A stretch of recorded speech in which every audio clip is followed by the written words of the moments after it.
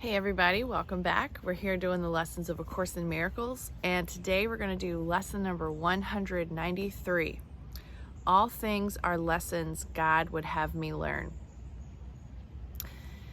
God does not know of learning, yet his will extends to what he does not understand, in that he wills the happiness his Son inherited of him be undisturbed, eternal and forever gaining scope, eternally expanding in the joy of full creation, and eternally open and wholly limitless in him.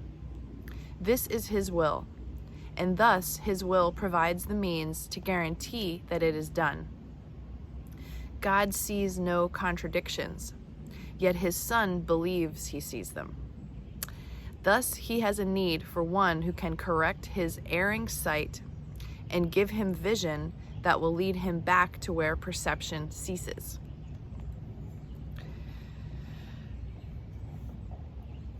And I lost my place. By the way, I'm camping in the Poconos right now, RV camping, and it's super beautiful here, and I feel really grateful and excited. Okay, now I found it again. God does not perceive at all, yet is he who gives the means by which perception is made true and beautiful enough to let the light of heaven shine upon it. It is he who answers what his Son would contradict and keep his sinlessness forever safe. These are the lessons God would have you learn. His will reflects them all, and they reflect his loving kindness to the Son he loves. Each lesson has a central thought, the same in all of them. The form alone is changed, with different circumstances and events, with different characters and different themes. Apparent, but not real. They are the same in fundamental content. It is this: forgive and you will see this differently. Certain it is that all distress does not appear to be but unforgiveness. I love this, and this kind of feeds into yesterday's lesson too, about forgiveness and what the broader definition is. Certain it is that all distress does not appear to be but unforgiveness. Yet that is the content underneath the form. It is this sameness which makes learning sure, because the lesson is so simple that it cannot be rejected in the end. No one can hide forever from a truth so very obvious that it appears in countless forms and yet is recognized as easily in all of them, if one but wants to see the simple lesson there. Forgive and you will see this differently. These are the words the Holy Spirit speaks in all your tribulations, all your pain, all suffering, regardless of its form. These are the words with which temptation ends and guilt abandoned is revered no more. These are the words which end the dream of sin and rid the mind of fear. These are the words by which salvation comes to all the world. Shall we not learn to say these words when we are tempted to believe that pain is real and death becomes our choice instead of life? Shall we not learn to say these words when we have understood their power to release all minds from bondage? These are words which give you power over all events that seem to have been given power over you. Ha! You see them rightly when you hold these words in full awareness, and do not forget these words apply to everything you see or any brother you look upon. Hold on a second. Let me read that again. You see them rightly when you hold these words in full awareness, and do not forget these words apply to everything you see or any brother looks upon amiss. How can you tell when you are seeing wrong or someone else is failing to perceive the lesson he should learn? Does pain seem real in the perception? If it does, be sure the lesson is not learned, and there remains an unforgiveness hiding in the mind that sees the pain through eyes the mind directs. So that's the body's eyes versus the soul's eyes. God would have you suffer thus. No, hold on a second. God would not have you suffer thus.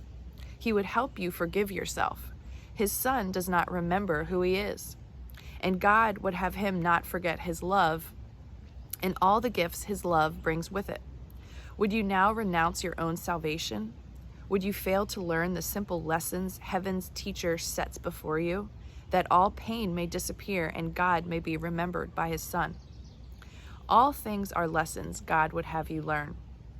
He would not leave an unforgiving thought without correction, nor one thorn or nail to hurt his holy Son in any way.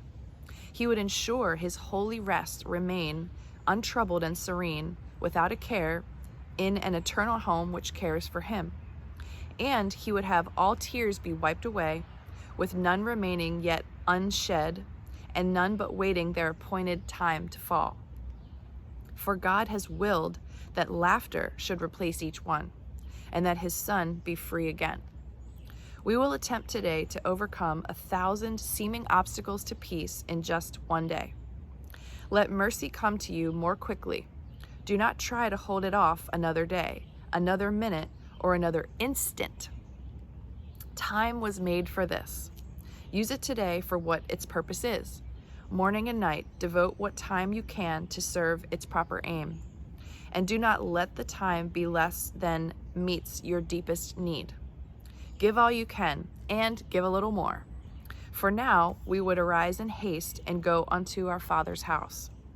We have been gone too long, and we would linger here no more. And as we practice, let us think about all things we saved to settle by ourselves and keep apart from healing. So ask for help. Let us give them all to him who knows the way to look upon them so that they will disappear. Truth is his message. Truth his teaching is. His are the lessons God would have us learn. Each hour, spend a little time today and in the days to come in practicing the lesson in forgiveness in the form established for this day.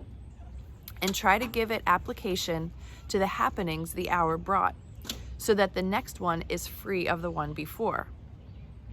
The chains of time are easily unloosened in this way. Let no 1 hour cast its shadow on the one that follows, and when that one goes, let everything that happened in its course go with it. Thus will you remain unbound in peace eternal in the world of time. This is the lesson God would have you learn. There is a way to look on everything that lets it be to you another step to him and to the salvation of the world. To all that speaks of terror, answer thus: I will forgive, and this will disappear. To every apprehension, every care, and every form of suffering, repeat these self-same words. And then you hold the key that opens heaven's gate and brings the love of God the Father down to the earth at last to raise it up to heaven. God will take this final step himself. Do not deny the little steps he asks you to take to him. All right, excellent. All things are lessons God would have me learn, but I think the real juice of this one is about forgiveness. Forgive and you will see this differently. I will forgive and this will disappear. That's the secret sauce. It's the forgiveness sauce. All right, let's see what a year of forgiveness has to say about lesson 193. All things are lessons God would have me learn. You are blessed beings indeed. I am that one you know as Jesus. It is so simple, is it not? Just forgive whatever upsets you and your pain and suffering leaves you. It is the truth. Every time you encounter a negative emotion, you see that you are judging something, yourself, another person, a situation, a country, or a political leader. So many opportunities for that stuff lately. You see that you hold yourself or others to be sinners, or there is something happening that should not happen. If it's happening, then it's meant to happen. That is your lesson today. If something happens, then it does for a reason. It is happening to show you something. It might be happening to show you the unforgiveness of your society. It might be happening to show you your quick temper. It might be happening to show you that you cannot save somebody else. You must see you first. You must save you first. Everything is designed to show you something you need to see. Forgiveness is part of your work so that you get the lesson. If you are in a resistant, a judgmental, or an unforgiving state of mind, then you will not see it as a lesson, so you will not learn the lesson. That means you have your hands up, you have an energetic wall. You say, it is wrong. This thing is happening is wrong. We want you to say, this thing is happening to show me something. Let me examine the lesson. Let me forgive so that I can be open enough to interpret the situation correctly. So a little example for me, in deciding to come on this camping trip yesterday, I wanted to pack things and forgot to pack things. And I'm really hard on myself about making mistakes. So that's going to be my forgiveness practice today. Anything that I realize I didn't perfectly accomplish in preparation for this trip, I'm going to work on forgiving that and being gentler with myself and allowing myself to make mistakes sometimes, because that's pretty freaking normal and human. All right. You might see others behave in a way you deem cruel. When you forgive, you realize you do not know their motivations. You do not know their history. You do not know what their purpose is. You are not qualified to judge others because you don't know anything. But you do not get that lesson until you forgive. As long as you stand in self-righteous judgment of others, the ego tells you it knows those people should do those things.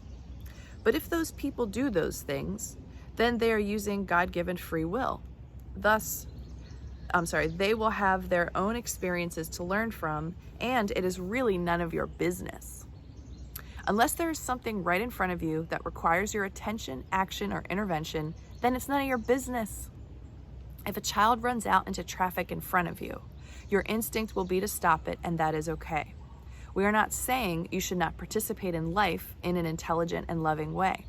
What we are saying is that it is your business if it is right in front of you. When it involves people in your house, a thought in your mind, your coworker sitting at the desk next to you, then it affects you. Still, any suffering you have because of these people dissipates